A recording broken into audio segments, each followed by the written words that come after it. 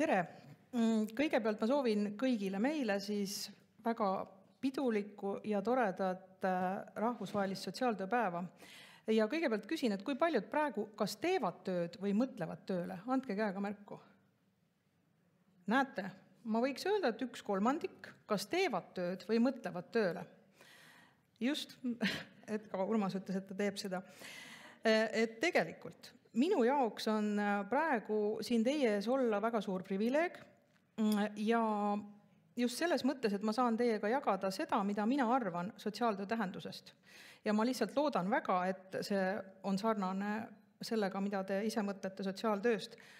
Minu ettekanne ei ole toetatud slaididega, nii et ma tõsiselt üritan teid hoida nii-öelda ärkvel ja kuidagi teemaga kursis ka siis, kui ma lihtsalt kõnelen. Ma olen ettekanda jaotanud siis 4 ossa. Kõigepealt me lähme mõtterännakule siis nimega eelarvamus ja uhkus. Seejärel uurime, milline on sotsiaaltöö tähendus nii rahvusvahelises kui Eesti kontekstis. Kolmandana siis teeme külaskäigu Tehis Aru juurde, kes on ju meie hea sõber. Uurime tema suhteid siis sotsiaaltööga. Ja ettekande lõpus vaatame, mis meid kõiki ühendab vähemasti siis siin koos olles. Kõigepealt siis alustame mõtterännakuga, eelarvamus ja uhkus. Ma usun, et kõigile on tuttav arusaam, et sotsiaaltöötaja lahendab silmapilkselt igasuguse kaliibriga olukorrad. Teab kõiki kogukonnas, tunneb konteksti, räägib soravalt mitut keelt. On alati sõbralik. Suudab luua äpi selleks, et tema abi saadavus oleks kiirem. Ja loomulikult paneb sotsiaaltöötaja vanainimese hooldekodusse ja võtab lapsed ära. Tundub sulle sellest loetelust miski tuttav? Kindlasti. Samas, sotsiaaltöö kohta on väga palju eelarvamusi. Ma ei saa loetleda neid kõiki. Kui aga mõelda, kuidas lahendada olukordi välgu kiirusel, siis see nõuab ju pädevust. Või kuidas tunda kogukonna liikmeid, see nõuab seda, et sul on väga hea võrgustik. Kuidas mõista konteksti, see nõuab seda, et sul on väga hea ja lai silmaring. Kuidas olla sõbralik, see nõuab seda, et sa ise ennast hästi tunneksid. Kuidas luua äppi, see nõuab teiste erialade salakeelte tundmist ja eeldab koostöövalmidust. Ja lõpuks, kuidas vabaneda kuvandist, et me teeme midagi vastu kellegi tahtmist. Selle vastu aitab oma eriala väärtuste ja teadmuse pidev selgitamine, millele viitas ka Taimi Tulva. Nüüd jõuamegi uhkuseni. Saame kindlalt väita, et oleme uhked, sest teame, miks, kuidas ja kellega me igapäevaselt toimetame. Meie erialasel tegevusel on eesmärk. Parem elukvaliteet. Me oleme eneseanalüüsi võimelised, teame millal ja kuidas oleme eksinud ning parandame oma vead. Teeme järgmisel korral paremini. Teame, kuidas me ise mõjutame igapäevatööd, selleks hoiame end tervena. Toetame teineteist. Me mõjutame Eesti sotsiaalpoliitikat ja tahame ise mõelda ja otsustada. Samas oleme võib-olla kogenud seda, et universaalne sotsiaaltöötaja peab üle elama ka selle, kui ta arvab valesti, eriti kui me võtame osa näiteks mingitest sotsiaalpoliitika teemalistest aruteludest, ta avaldate arvamust ja öeldakse, see mõte oli küll vale mõte. Me ei unusta toimivaid lahendusi, kuid oleme uuendusmeelsed. See kõik on meie uhkus. Liikudes sotsiaaltöö rahvusvahelise ja kohaliku sotsiaaltöö teema juurde lähtun sotsiaaltöö mõistest, mis ütleb, et sotsiaaltöö on nii praktikal põhinev professioon kui akadeemiline teadusala, mis aitab kaasa sotsiaalsetele muutustele ja arengule, inimeste võimestamisele ja vabanemisele ning edendab sotsiaalset ühtekuuluvust. Sotsiaaltöös on tähtsal kohal sotsiaalne õiglus ja inimõigused, kollektiivne vastutus ja erinevuste austamine. Toetudes sotsiaaltöö teooriatele, sotsiaal- ja inimteadustele ning pärimusteadmistele ärgitab sotsiaaltöö inimesi ja struktuure ületama elus ette tulevaid raskusi ning suurendama heaolu. See on väga pikk mõiste ja selle mõiste puhul on mitmeid nüansse, millele tähelepanu pöörata. Kuid ma tahan, et tänasest päevast jääks meelde akadeemiline ja praktiline eriala, inimeste ja struktuuride ärgitamine ning kollektiivne vastutus. See tähendab seda, et meil kõigil on kohustus neid igapäevatöös märgata ja töötada selles suunas, et me ise ei tekitaks praktika ja teooria lõhet. Ei ütleks näiteks, et see on teooria, mis praktikas ei tööta, või vastupidi, see, mis praktikas töötab, see ei ole kuidagi seotud teooriaga. Et me ise ei keskenduks liialt indiviidile, vaid tõhustaks ka süsteeme inimeste ümber ja et me tajuks selgemalt individuaalse ja kollektiivse vastutuse olulisust. Nüüd liigume siis tehisaru soovituste juurde. Kui tehisarult uurida rahvusvahelise sotsiaaltöö ja Eesti sotsiaaltöö kohta, siis võiks öelda, et Eesti sotsiaaltööd nähakse primitiivsemana. Näiteks tegeleb see sotsiaalhoolekande ning laste ja vanemate inimeste hoolekandega.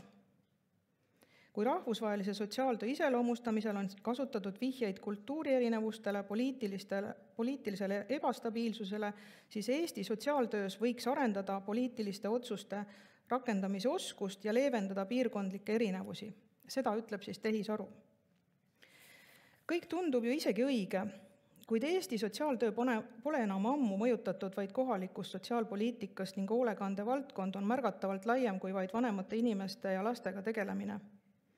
Sellest mõttekäigust võiks meile meelde jääda sotsiaaltöötaja oskus eristada olulist ebaolulisest ja suutlikkus kriitiliselt mõelda. Kuigi tehisaru võib olla meie sõber, võib ta vahel osutuda vaenlaseks. Viimase teemana lubasin meid endid siin ruumis võrrelda ja eelkõige uurida meie sarnasusi. Kuna sotsiaaltöötaja tööd iseloomustatakse tihti sõnaga kurnav, siis on viimasel 15 aastal enam tähelepanu pööratud emotsioonidele, mida igapäevatöö sotsiaaltöötajatele pakub. Eriti just kurbusele ja rõõmule pööratakse viimasel ajal tähelepanu. Nagu eeldada võib, on kurbust ja teisi negatiivseid tundeid enam uuritud ja ka defineeritud kui rõõmu, mida Liz Frost ja Alessandro Sicora nimetavad rõõmu defitsiidiks. Kurbust on seostatud viha, süütunde, häbi ja nii-öelda pikaajalise psühholoogilise, spirituaalse või sotsiaalse haiget saamisena, kas käitudes iseenda või teise käitumisest lähtudes. Need olukorrad, mis kurbust esile kutsuvad, on seotud sotsiaaltöötaja töö iseloomuga. Samal ajal on rõõm samuti sõltuv sinu enda ja teiste käitumisest ja mõttemaailmast. Rõõmu mõjutab nii see, kuidas sotsiaaltöötaja suudab inimestes ja struktuurides muutusi esile kutsuda, kui ka see, millised on suhted kolleegidega. Rõõmutundega on oluliselt seotud sotsiaaltöö maine ühiskonnas ning oskus tunda rõõmu realistlikest väikestest eesmärkidest, mis on saavutatud. See kõik aitab kaasa sotsiaaltöötaja soovile areneda ning usule, et tehtav töö on vajalik ja väärtustatud. Nüüd võiksid sa mõelda nendele tunnustele, kust kurbus tuleb ja kust siis rõõm tuleb. Kurbusele viitavad asjaolud igapäevatöös on järgmised. Hoolekandesüsteemi ebaadekvaatsus, abituse tunne, teenuse kasutaja kannatused, läbikukkumine, asjad, mida ma ei saa või pole võimeline muutma, kolleegid, kes valmistavad mulle pettumuse, koostöö puudumine, asutuse poliitika, mis pole kooskõlas erialateadmiste ja väärtustega, muutustesse mitteuskumine. Ma loodan, et sa tundsid päris paljudes hetkedes ära ka seda, mida sina oled tundnud. Aga nüüd vaatame seda, kuidas siis rõõm väljendub meie igapäevases töös. Nagu Taimi Tulva ütles, on väga vaja sotsiaaltöötajal selget selgroogu. Rõõm väljendub selles, milline on sinu enesehinnang. Kuivõrd tunned tänutunnet. Kuivõrd näed, et teenuse kasutajad hoolivad sinust. Kui enesekindel sa oled oma professionaalses tegevuses. Kuivõrd teenuse kasutajad on rahul sellega, mida sa teed. Ja kuivõrd oled sa kolleegidega nii-öelda samal lehel. Nagu on näha, siis kurbusega seotud on väga paljud teemad seotud süsteemist tulenevalt. Seega on see sõnum poliitikutele, Anu ei tahtnud küll poliitikuid siin kaasata, mina ikkagi ütleks, et on seotud ikkagi poliitikutega, et kui sotsiaaltöötaja on kurb, siis tuleb kuulata sotsiaaltöötajaid, et süsteemi täiustada. Rõõmuga on aga seotud see, milline on sotsiaaltöötaja enesekindlus oma igapäevast tööd tehes. Sama oluline on ka kolleegidega suhtlus. Sellega saame kokkuvõtvalt öelda, et eriala identiteedi hoidmisel on meil kõigil oma osa. Vastutuse eest ei saa kuidagi põgeneda. Soovin teile veel kord rõõmu tänase päeva tähistamisel. Aitäh!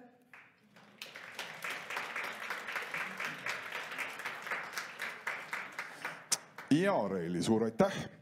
Natukene on meil aega, saame ikkagi küsimustega ka. Ma kohe vaatan järele, kuidas on saalis tulnud küsimustega. Vaatan, siin on enamus neist tulnud Anule veel, aga siin keegi jõudis juba väga kiiresti reageerida. Enam-vähem sarnase küsimus oleks tahtnud ka ise sõnastada, et kui sa siin nimetasid ebaadekvaatsust, et võib-olla paari sõnaga sa kirjeldaksid, et mida nagu peamiselt selle juures silmas pead, kus see ebaadekvaatsus sinu jaoks praegu kõige suuremal määral avaldub? Seda ebaadekvaatsuse sõna ma kasutasin selles suhtes, et hoolekandesüsteem on ebaadekvaatne, eks. Ja siin võib viidata, ma võin lihtsalt enda puhul viidata sellele, et võib-olla mõni süsteem on Eestis väga hästi välja arendatud, eks on väga palju teenuseid nendele inimestele, oleme kasutanud Euroopa Liidu raha ja samas mõni süsteem on võib-olla välja arendamata ja kus ei ole siis nii palju mõeldud sellele, et teenuse kasutaja oleks rahulolev ja õnnelik. Et kuna ma ise tegelen eakate teemaga väga palju, siis mulle tundub, et see üldhoolduse ja eakate teema on Eestis välja arendamata niimoodi terviklikuna. Eks, aga hästi palju on näiteks arendatud teenuseid erihoolekandes, töötute teemal, laste teemal, eks, et see on nagu see, et see ebaadekvaatne teenuste süsteem. Aga lihtsalt ma võin tuua ka näite, et ma arvan, et väga paljud inimesed on tundnud ka frustratsiooni siis, kui näiteks lastega tegeledes on mingi lünk tekib, eks ju, et sa tahad tegeleda, sa tahad mingisuguse teenuseni jõuda järgmise sammuna, aga seda teenust või süsteemi ei ole. Näiteks väga pikalt oli selline olukord puudega laste puhul, eks ju, ja nende lastevanemate aitamisega seotult. Jaa, võib küll, meil vist isegi on mikrofon tegelikult saali peal ka kuskil planeeritud, et kas on kohe siia? Juba ongi, palun, väga hea. Aitäh, Valter Parve, pikalt teie kolleeg. Aitäh hea ettekande eest. Üks märksõna oli sul pädevus. Mina paneksin sinna juurde kindlasti ka veel vabadus seda pädevust rakendada ja kasutada. Et selles muutuvas maailmas on kriisiolukorrad, need kohad, kus sotsiaaltöötajalt ootatakse väga palju, tal peab olema õigus ja turvatunne käituda nii, nagu ühtegi reeglit selle kohta ei ole, et ise kehtestada reeglid. Ja ka tavaelus, mõned on rohkem pooldavad rutiini, kindlad reeglid, kindel käitumine, mõned on sellised, mina ka, Jaan Tatiku tüüpi, kes tahaks kogu aeg midagi uut katsuda. Ja 1993, kui me hakkasime laste varjupaigas looma kasuperede süsteemi, oli ka põnev küll. See andis kohe seda sama rõõmu, millest sa räägid. Nii et mõnedel inimestel on rõõmu jaoks vaja vabadust. Aitäh. Aitäh, Valder. Ja, selles mõttes aitäh, et see on väga hea kommentaar, eks ju, see seostubki sellega, et kui inimene näiteks ei näe, sotsiaaltöötaja, siis ma räägin inimene kui sotsiaaltöötaja, ei näe seda, et muutused on võimalikud, eks ju, et ta ei saa oma pädevust rakendada ja sealhulgas ka see vabadus on piiratud või ka see, et see organisatsioon, kus ta töötab, nagu sa rääkisid entusiasmist, eks ju, 90-ndatel, siis väga paljud organisatsioonid on välja kujunenud juba tänapäeva Eestis, kus hoolekandeteenuseid osutatakse või sotsiaaltööd tehakse nii-öelda. Ja seal ei pruugi see asutuse kultuur toetada seda, eks ju, mis see sinu soov on oma pädevust näiteks rakendada. Et sa lihtsalt pead lähtuma sellest, mida tööandja sulle ütleb. Näiteks, et grupitöö on ainus viis, kuidas klientidega töötada, on ju, mitte kõiki teisi viise kasutada. Ma ühe sellise mõttekäigu, Reili, annaksin sulle hindamiseks, et mõned ajad tagasi vesteldes haridustöötajatega, õpetajatega jõudsime mingile sellisele ühisele äratundmisele, et üks osa, miks õpetaja vaatamata kõigele, vaatamata pingetele, vaatamata suurele koormusele, ikkagi leiab ennast jälle 1. septembril alustamas, on mingi selline eriline vooseisund, mida me kõik oma töös otsime. üldse elus, mitte ainult töös, et suur osa hobidest ju töötab ka selle pealt või kõige lihtsam näide, et näiteks kudumine, et sa saad olla mingil kombel ümbritsevaga kontaktis, aga sul on kogu aeg tähelepanu sellel ühel ja see viib kuskile justkui mõttes ära või raamat on samasugune nagu vooseisundi looja ja õpetaja ka, et kui ta on jõudnud oma arengus selleni, et ta oskab nii-öelda lahti lasta iseendast klassi ees ja ta tegeleb sellega, kes ammutab tema kaudu uusi teadmisi või tema abil, siis see on selline vooseisundi sarnane tunne. Kas sotsiaaltöös täna ei ole üks see probleem, et me väga sageli selle erialal töötavate inimeste jaoks nii-öelda hakime tema tööd, et neid olukordi, kus on väga palju ootamatuid pöördeid ja ootamatuid ettetulemisi ja uusi olukordi, mis vajavad lahendamist, et see on justkui see, mida Anu siin kirjeldas enne sellise rööprähklemisena, mis võtab selle vooseisundi tegelikult ära, et ta kogu aeg on selline katkestuste jada. Et sinu selles õnneloetelus lihtsalt seda ei olnud, et kas see oli juhus, et seda seal ei olnud, või me sotsiaaltöös lihtsalt ei näe seda vooseisundit nii sageli? See on väga hea mõttekäik, aga mina ütleks niimoodi, et tegelikult need inimesed, kes sotsiaaltööd teevad, no üks asi on see, millele ka Taimi Tulva viitas, eks ju, kutsumus on ju, õpetajatel on ju sama olukord. Aga millele mina alati viitan, on ka see, et sotsiaaltöötajad on kõrgema määramatuse taluvusega. Kindlasti, et neile väga paljudele ei sobigi rutiinne töö, kus kõik on teada ette, mis toimub. Tihtipeale neil panebki silma särama see, et asjad kõik vaheldub, kõik muutub. Iseasi on muidugi see, et frustratsiooni tekitab, et võib-olla tööpäeva lõpus sa ei saa teha mingit kokkuvõtet, mida ma nüüd konkreetselt ära tegin kogu selle rapsimise juures, eks. Aga ma millegipärast arvan, et see sama voo teema, et voo vastand on ju tegelikult vastupanu, eks ju, et kui sa teed kogu aeg midagi vastupanus, et siis see muutubki keeruliseks ja see ongi kurnav, et pigem võib-olla see voo seisund ka sellises mitterutiinses olukorras ongi sotsiaaltöötajale iseloomulik mingis osas, jah. Aga tore, Reeli. Suur aitäh! Aitäh! Aitäh ettekande eest, aitäh nende mõtete eest! Aitäh!